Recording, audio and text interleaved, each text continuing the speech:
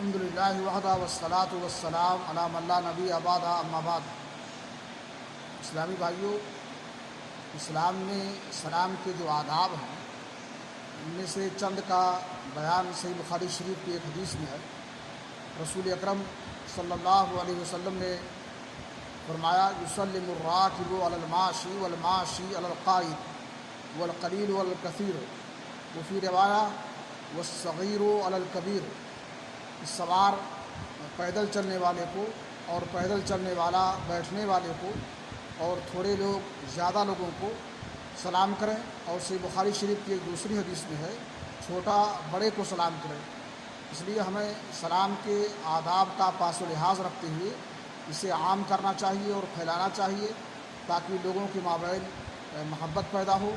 اللہ رب العالمین ہمیں اس کی توفیق بخشے۔ وآخر دعوانا الحمد للہ رب العالمین۔